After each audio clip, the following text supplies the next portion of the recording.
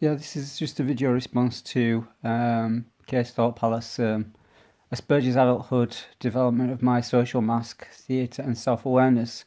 She mentions in the video with regards to a particular person in her past who considered her to be fake, and she was very surprised because she was always a very open person. And that's something I think with Asperger's, we tend to perhaps sometimes share too much information. Um, and it sort of like parallels something that I actually wanted to post a video on today, which is that um, this thing she mentions about being socially elaborate. It is very elaborate, actually.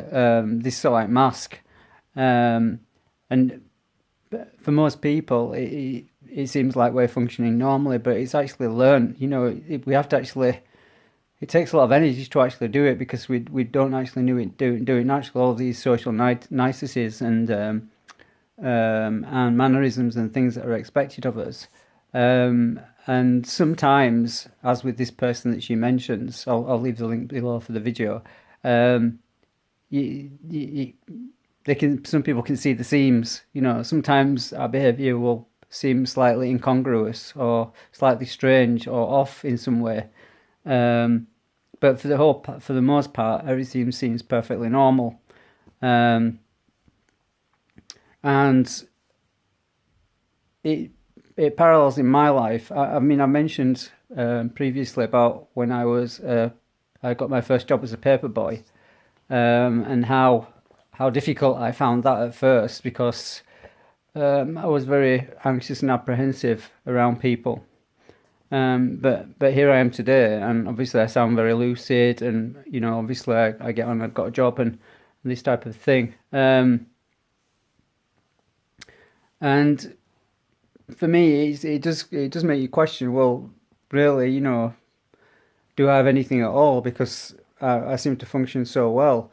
And it's only when you have certain incidents, like she mentioned, she had the situation where she was blown away by the fact that somebody said that or considered that she was fake and not authentic.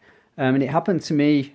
This particular thing, which happened to me, which is sort of like a little bit of a nudge, was last weekend. And what it was I've got this friend on Facebook, and he actually has a child that has autism, and it was him originally when we sort of like hooked up on Facebook that suggested that I might have autism. I says no, I don't.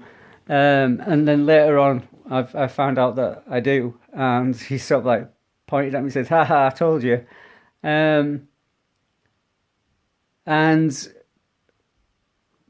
we had a conversation on Messenger, Facebook Messenger, and literally, really, all it was him posting words, and then me performing some sort of analysis on them. So it's very robotic, and I thoroughly enjoyed it. And he actually knew what was going on. He was just feeding me words, just single words like potato or things like this.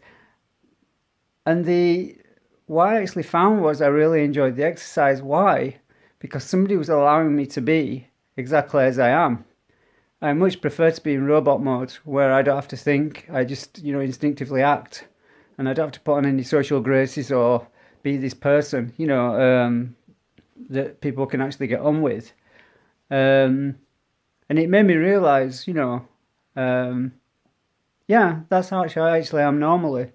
But you forget, obviously because you're in that mode, you're pushed into that mode all the time, such that when you do actually fall foul of the social graces, you actually feel bad about it. And it's a case of unlearning that and realising, well, I don't have to feel bad because, that's how I am.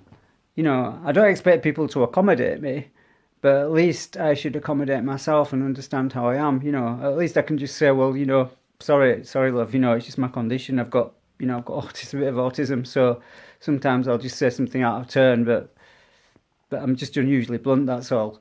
So yeah, I can really relate to what Kay was saying, and I hope I've actually drawn a sufficient parallel. I haven't actually how would I say?